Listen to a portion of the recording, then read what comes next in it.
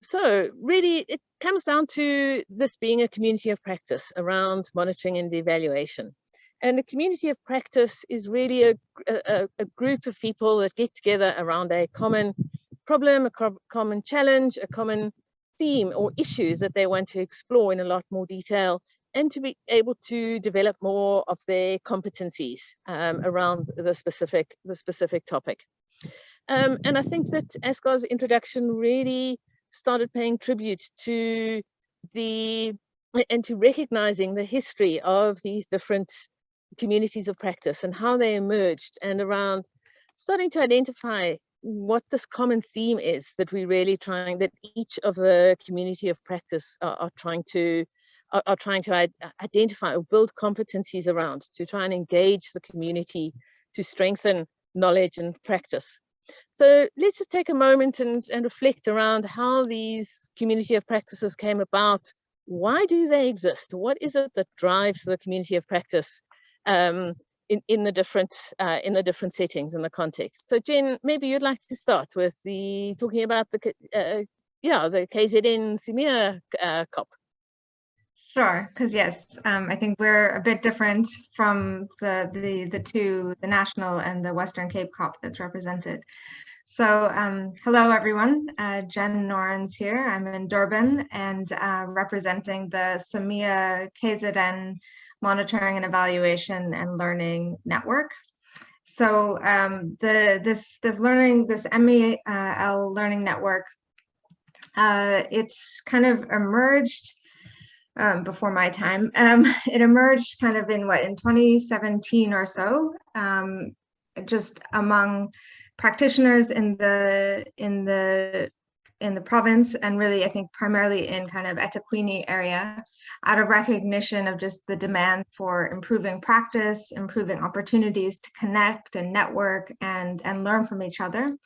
In the beginning, it was a very small network with about 6 people, and has since grown to approximately 30 members of various levels of engagement across the province. And we even have people who are coming in from other provinces as well. And the network, we meet actually monthly. We have monthly sessions Saturday mornings where we come together, and we typically pick kind of a subject, a focus area, take turns on who is leading the session, sharing experience, sharing readings that might be useful. Sometimes these sessions are very practical, sometimes they're more theoretical. And we have quite a range of people. So some people are students, some people are professional evaluators, some people work for departments.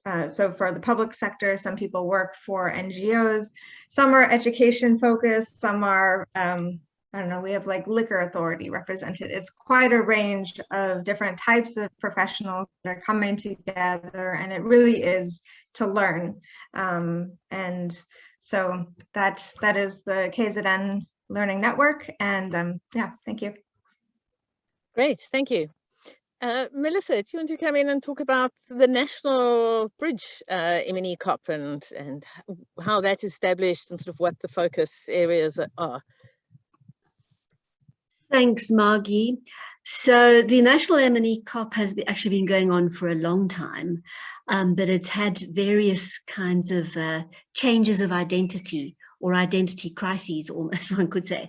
So originally, right from 2015, it was more a place where people came and presented evaluations. But then a few years ago, we tried to reorientate the CoP completely to make it into a learning space.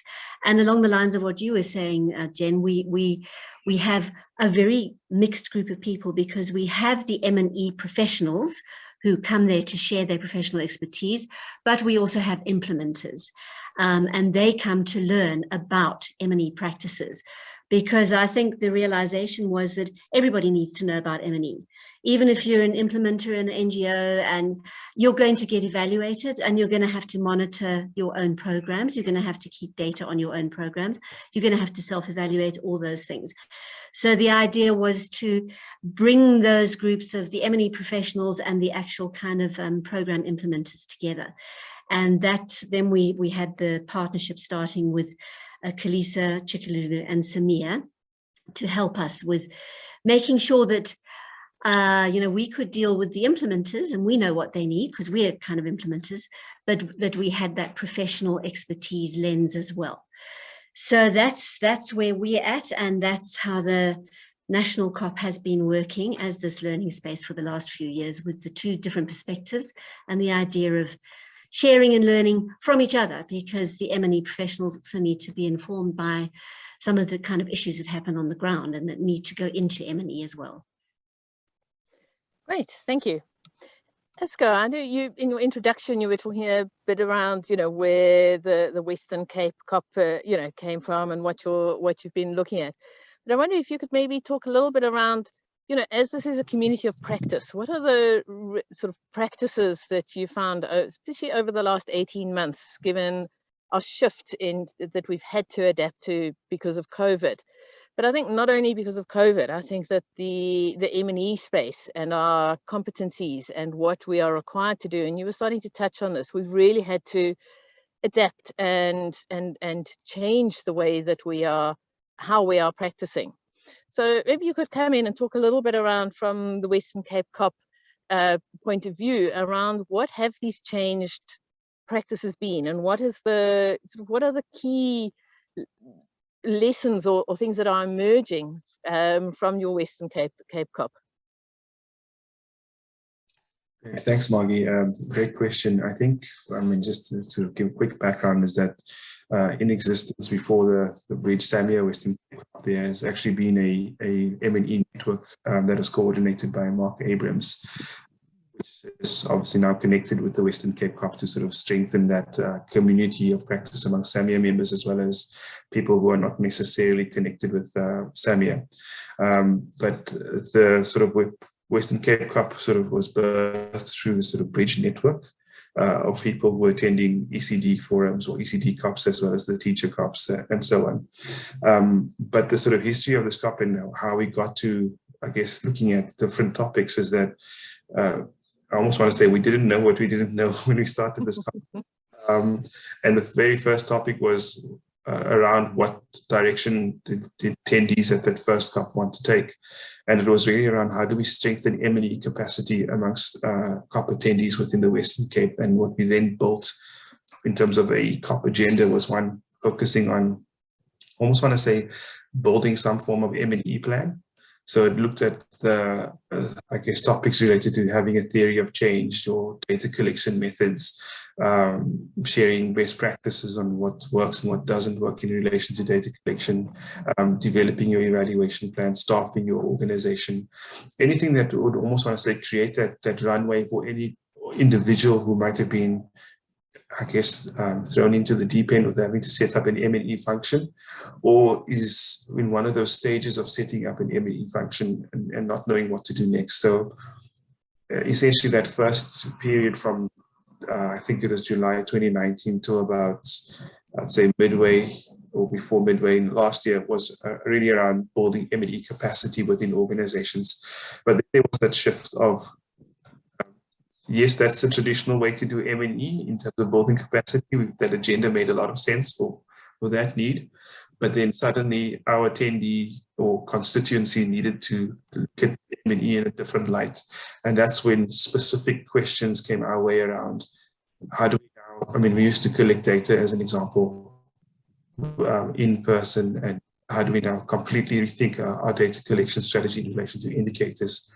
And that's the way, for example, the topic around technology and M&E, how to choose data collection tools and how to build your data or M&E system so that it integrates with data collection methods came about.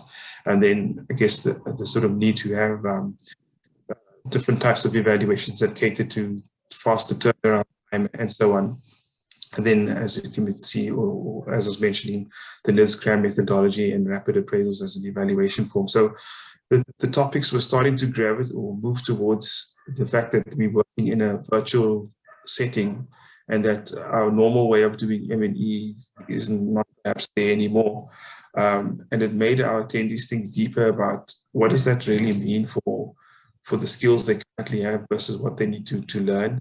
Do they perhaps have is there a skills gap?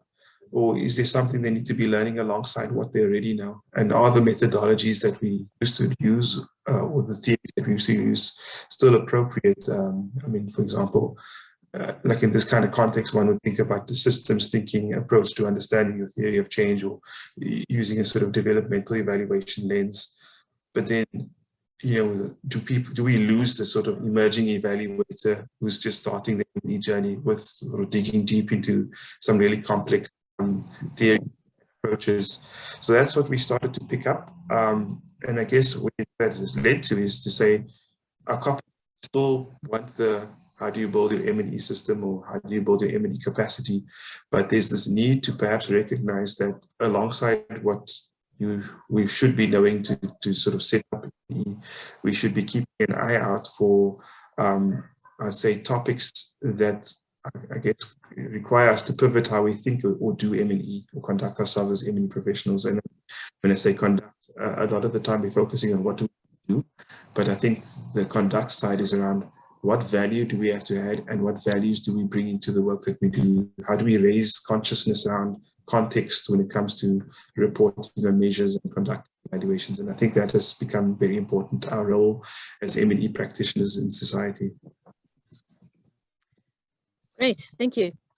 Melissa, is this quite similar in terms of sort of the changes that have happened with National, in terms of both that sort of, on one level, that tension between, you know, needing the system and embedding it, but also really needing to speak to M&E sort of, you know, professionals and experience, and bringing in some new topics and ideas?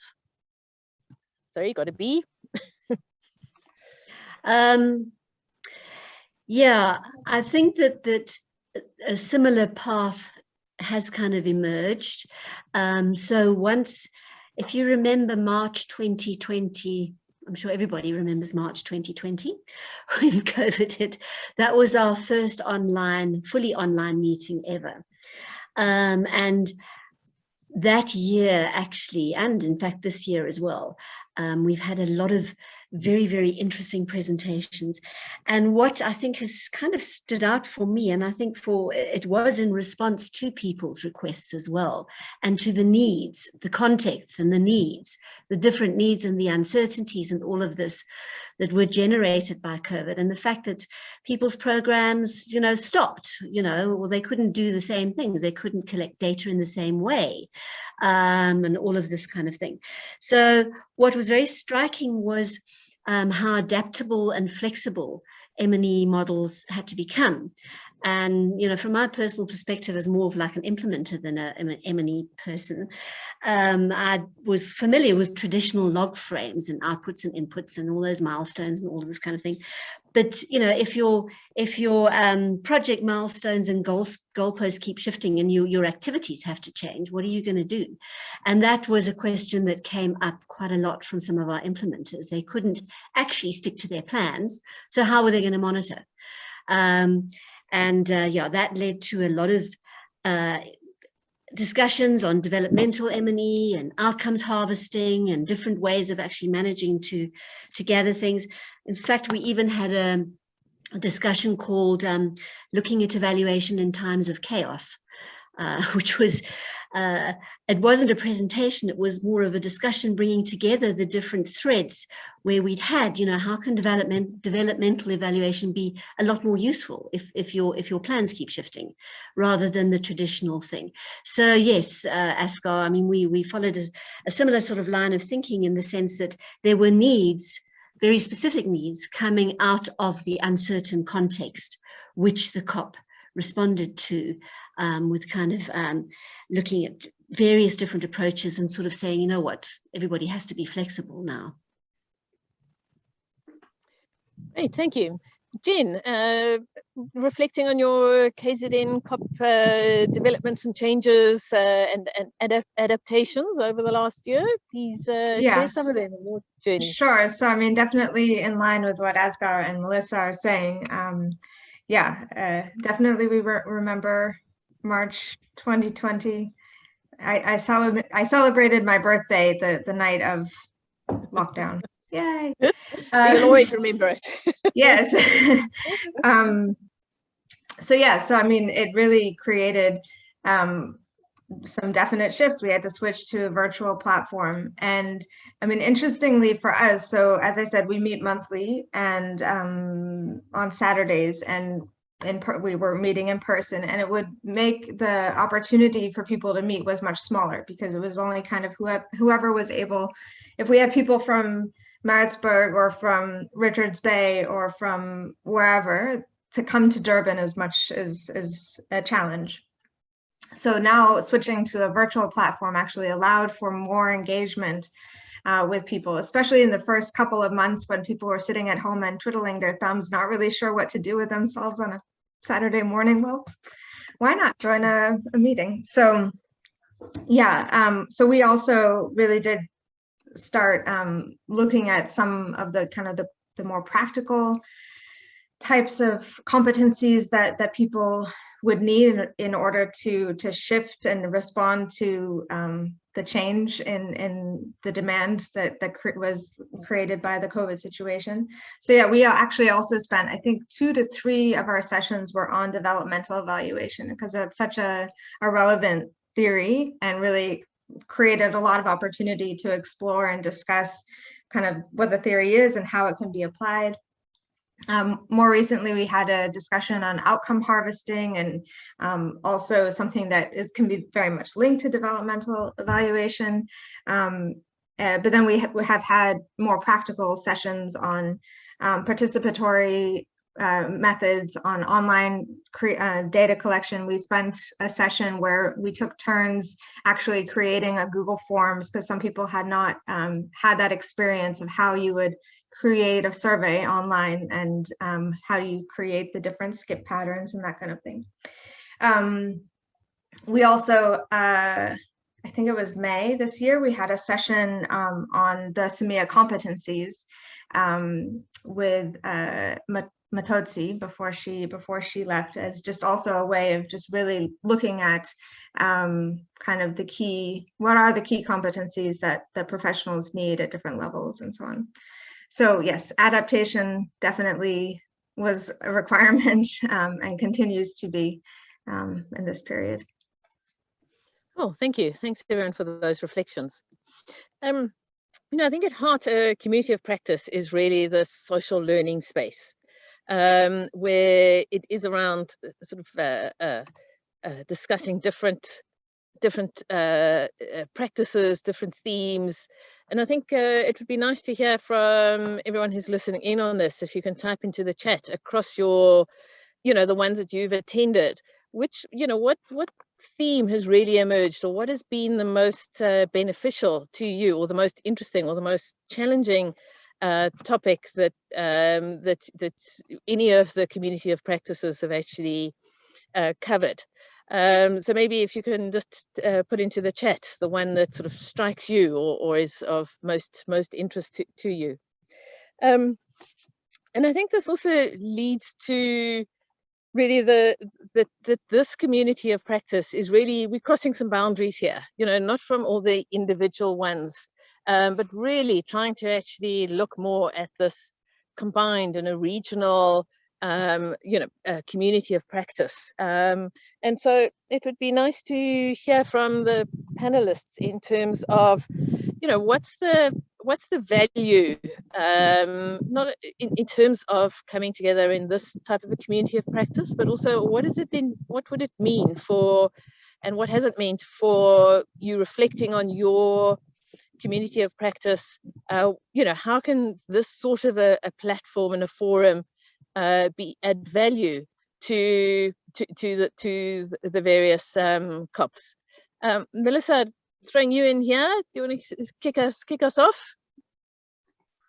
Okay, there's quite a few strands in your question there. I know there are. I'm going to be quite selective. Okay, one of the things that has just been kind of coming back to my mind as everybody's been talking is how important data and evidence became during COVID. And especially in terms of learning losses and school closures and time lost and what it all meant for planning for curriculum recovery and all of that kind of thing. So in terms of platforms, the M&E CoP, I mean, we call it, you know, at Bridge, we call M&E one of our cross-cutting themes, because it actually relates to all our other CoPs. So there's the issue of all these regional CoPs doing different things and maybe how we can work more closely together. But what's really important as well is the M&E stuff going into our other CoPs or our other CoP members coming to M&E. And I know that there's a lot of ECD people, for example, who belong to the ECD CoP, who come to this M&E CoP.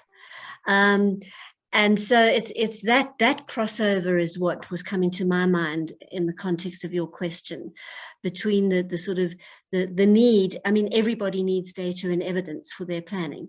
So I mean, we've got ECD and we've got school leadership and we've got various other things, and some of what the M&E CoP has discussed is relevant to all those other CoPs, because they need to have the data and evidence to inform their own programs in specific areas such as ECD or maths and science and so on. So I'm not really answering your question because you set me off on another tangent. So I hope that's okay. That's fine. We'll give you some time to reflect on it as well. Jen. Sorry, I was a little distracted by a personal chat. so sorry, the question was...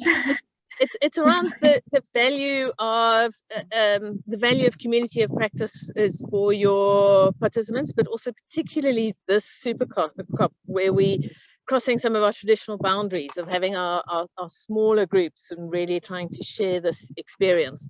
You know, what value does it add to your community of practice? Yeah, so we try every year, at the end of every year, to kind of send out a little survey to our members and just try to get from people what is the value, why is it that they are part of the network, what is it that they want to get out of the network, and so on. So for some people, it is much more just kind of about networking and maybe being alerted to any opportunities that might arise. But for the ones that are really involved, it really is learning. We have, and I think she's on as a participant on the call. There's one of our members. She keeps saying, "You guys always encourage me." She really wants to do her PhD, and she has such amazing reflections when she is in our sessions. And so it's a way for her. She's not currently in a position necessarily that's involved in M&E, but it's a passion for her. So it's a way for her to stay connected to her passion. She has said in the past that this is her me time, that she gets to have time, that it's just really giving her what she is looking for. That is just really her interest and not having to do with family or anything else. So yeah, I mean, I think it really is that learning, that connection with people who share an interest. For me, it's really been just expanding and showing me kind of new theories to get connected to and ways of thinking about my work and my own research. And yeah, it's a very good opportunity. And I think we learn, and then as Asgar mentioned in his setting the scene, we had this joint session in June, and it was really just so interesting to have a discussion among other networks that you might hear about, but you don't necessarily engage with. And so it's just strengthening those. I mean, a network is really that important structure to generate new ideas and so on. So I think having more of this kind of engagement is something that we should really be looking forward to in the future. Thank you. Asgar. Yeah, I think the thing that stands out for me, and even if we look at the introductions in the chat, is people who are on this call are joining from all parts of Africa. So initially, the in-person CoP would be almost, I would say, drawing people from all parts of whichever region you're in, I mean, and sort of bringing them to one center of discussing a particular thing. But I think what's important in this is that there's an inherent, I almost want to say, power dynamic or place in terms of where people are coming from and where they go to, carries with it, I almost want to say, some level of exclusion. So in other words, let's just say hypothetically, just using the Western Cape as an example, there was a CoP held at a sort of, I think, Leap School in Langa versus a CoP held in Anglia Orbis Foundation offices in the sort of CBD. People will make the choice of whether or not they want to attend one CoP depending on what the setting is and how long it might take them to commute there. And that was the one thing that we started to realize, that in the sort of in-person CoPs, we'd have a fairly good attendance, a consistent one, but people would be sort of picky and choosy as to which ones they would attend, depending on how convenient it was for them to attend. And what you can see clearly, for example, in this particular super CoP that we're in, is that, well, you don't have to be in the same region. You can attend from anywhere, and if the topic is compelling enough, you would attend. So I think that's the one thing that we've learned. The other thing that I would say that we miss in terms of the in-person CoP, besides the food, is the fact that there's an opportunity to physically, network with someone and ask them questions and chat afterwards, which I think still happens maybe offline or outside of the sort of view of the facilitators of the CoP on LinkedIn perhaps. But the one format we followed that we found got a lot of traction and was quite interesting was we would rotate the host of the CoP in the Western Cape. So in other words, the format we followed was one where a host would volunteer. So to say, I think the one example we have is sort of True North in the Western Cape, which is a sort of ECD provider. And we physically all came to their venue to see how they conduct M&E in context. The host got an opportunity to share what their M&E looks like, and we had a tour of the building to see where M&E is conducted, in what sense, and got to ask questions. So that almost rotation of venue, rotation of presenter and host allowed for people to understand what M&E looks like in context, whereas now the virtual setting doesn't necessarily allow that. Another example is that in the CoP agenda, we'd always follow a format of theory, practical example, worked example, and sort of closing off on what do you take back into your workplace, which worked quite well because a lot of the time this is, for example, a theory of change. Someone from another organization would share their theory of change, but come to the CoP with the view that I'm amongst a group of peers, that this is a safe space, which I think is important, but also that I'm here for critical feedback. So you can now critique my theory of change or my indicators or whatever it is that you're bringing, and not feel that it's an attack on your organization or what you've come up with. And I think that's what's important, is that I think in creating a virtual CoP space, that ability to feel that you're heard, but also to allow, people to still a sense of in-person, what does M&E look like in this type of context, I think is important. So just as case in point, you are presenting from an outdoor setting, and we all kind of feel like we're with you outdoors. Meanwhile, I've got my background presenting. So I'm just saying, like, place and where you're situated plays a huge role in terms of that CoP experience. And that's what's important to take forward, is how do we create that environment within a virtual experience that allows people to feel like they're part of something, that their voices are valued and heard, and that perhaps we are considerate of where they're coming from and what unique perspectives they bring into the conversation. Thank you. I think that it has had challenges, this moving a CoP onto an online. So I think there are advantages and disadvantages. And I know it's been a continuous discussion, at the national one, around how do you still engage people, and how can you still do the practical and the real sort of opportunities for the practice and the real engagement. And initially, a number of us, we were planning to still keep, as you said, Asgar, that approach around the theory and then the practical, and then sort of what do you take away. But we actually found that we needed more time for the dialogue and for the discussion online, and it was much harder to do the practical sessions. But the feedback was still that people were taking taking away from the content, whether it was knowledge, whether it was skills, whether it was practice, whether it was resources or tools. And I think that's and listening to everyone, I think that has been of huge value in these community of practices.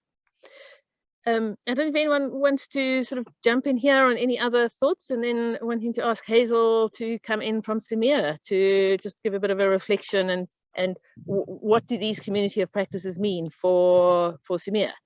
But Jen or Melissa? Melissa?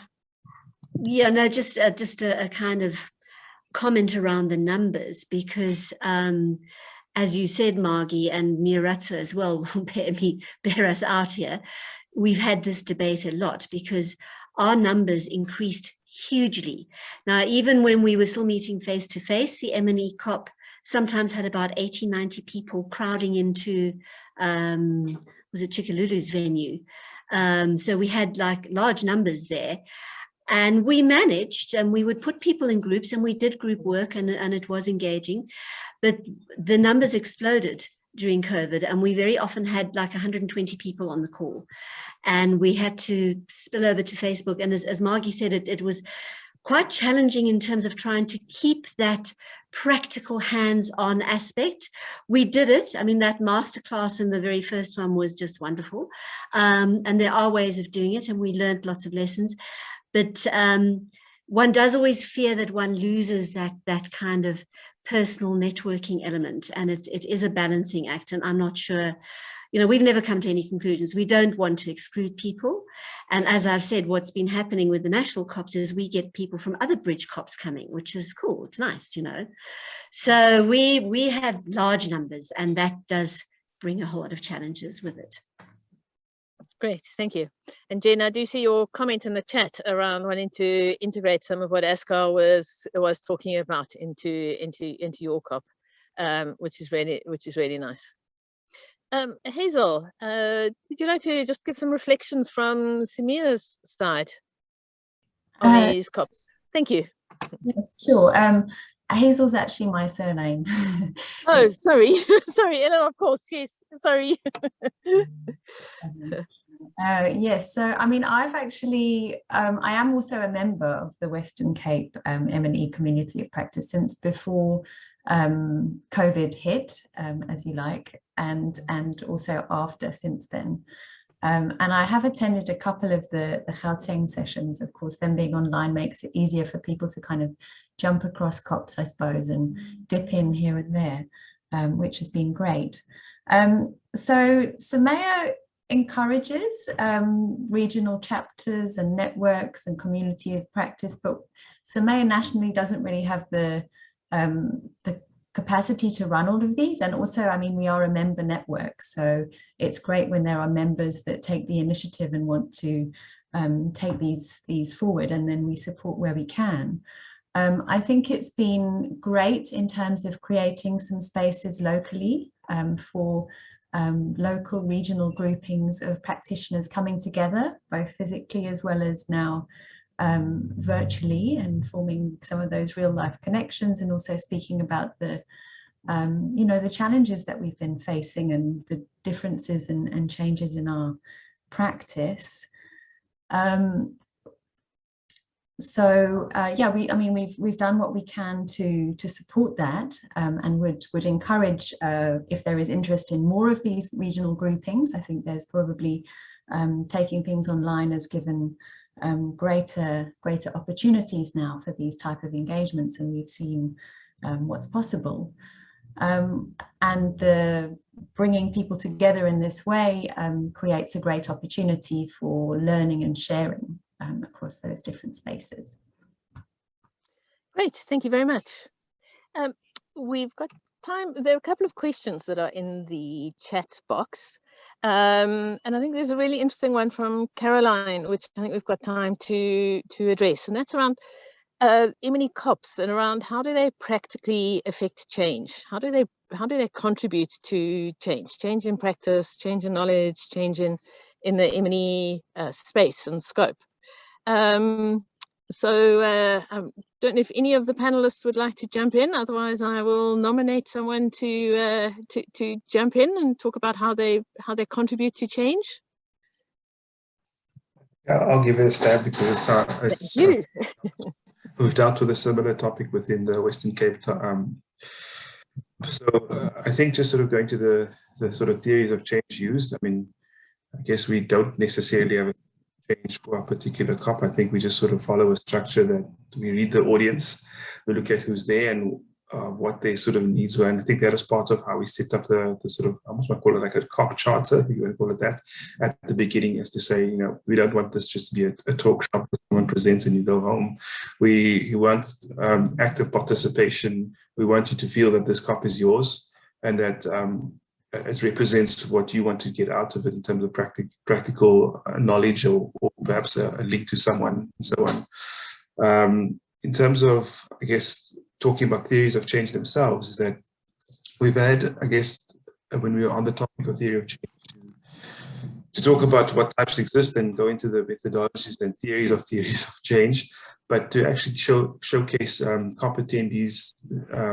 Also say some of the attendees wanted to share the theory of change because they felt that perhaps they blindsided as to what they're collecting data on and need to know what I also want to say, what are the assumptions or links that they've missed out on, and how can they take that back to their organization to strengthen their measurement approach. So I guess that as an example is a way that CoPs have practically changed, because in that one instance, the individual was presenting was able to go back and say, you know what, we need to, I mean, the feedback I've got from peers is that this is what we need to include. There's a logic gap in our theory of change, and let's include it. And I think I almost want to say that's free advice from a group of critical peers who are not necessarily trying to take part of theory of change, but to offer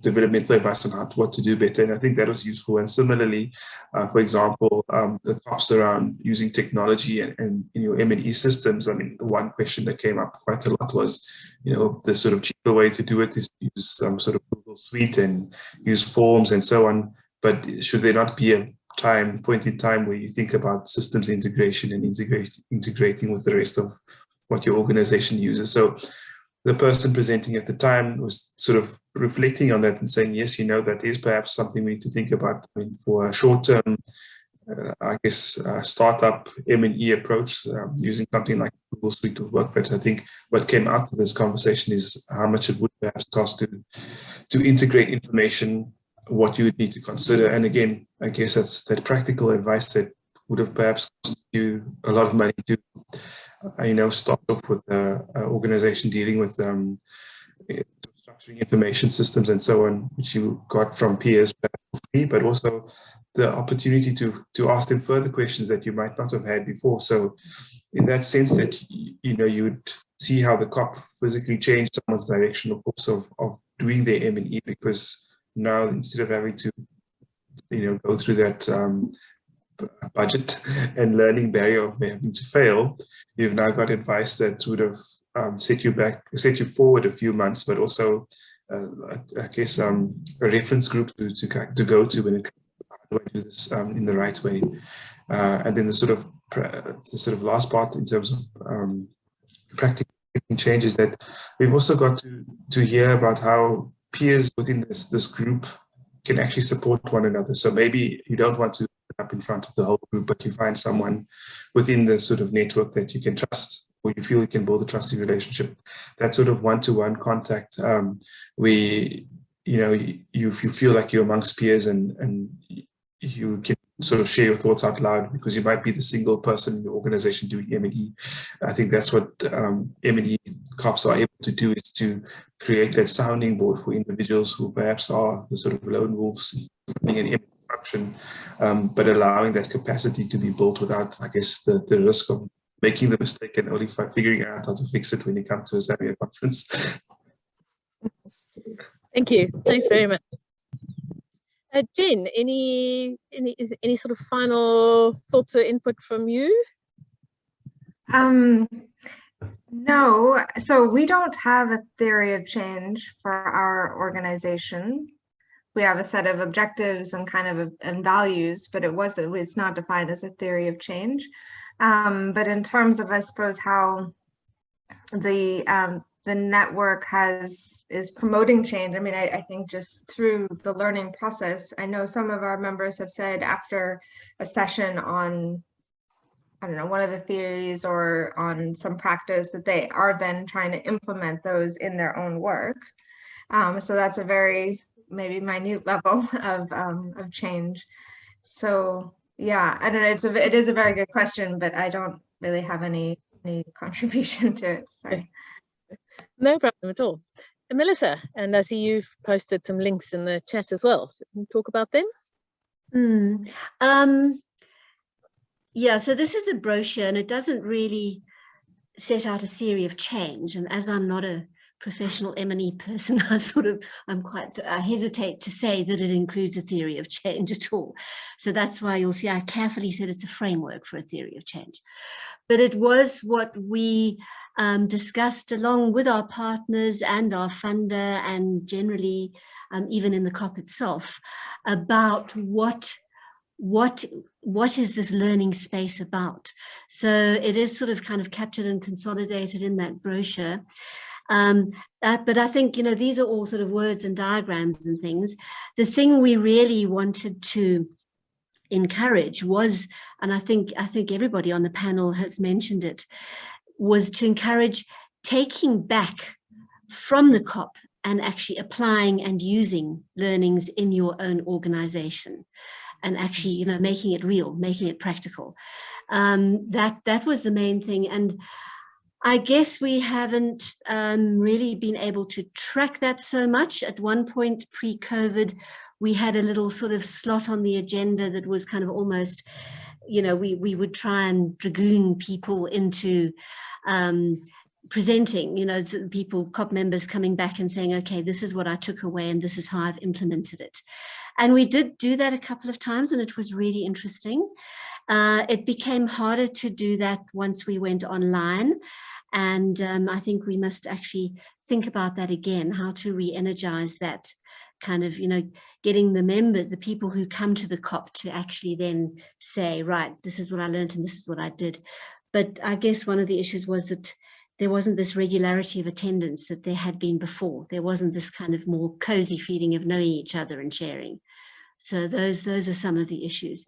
But the brochure is there and that does actually set out our kind of purposes and goals and ideas.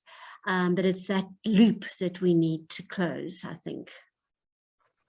Great, thank you. Eleanor, any sort of final thoughts from your side and around M&E CoPs and their role and facilitating change and competencies and practice? Thanks. It's just been really great to see the evolution and how they've been really responsive and adaptive to our changing circumstances as M&E practitioners and managers and kind of going from strength to strength, actually. So I think it's a great example of the profession responding to context and changing needs. Great, thank you. Well, a huge thank you to all our panelists for the input and the conversation and the discussion. Really, really appreciate that. I think it's been a really interesting, both reflective, opportunity, but also I think it is starting to show some of the adaptive management, some of the key highlights and themes and priorities of the community of practices or practi. I'm not sure what the plural is.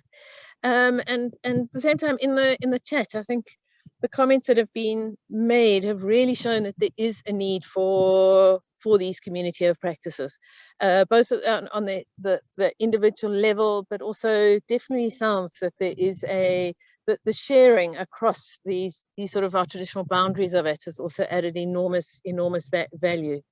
So thank you to everyone for the input.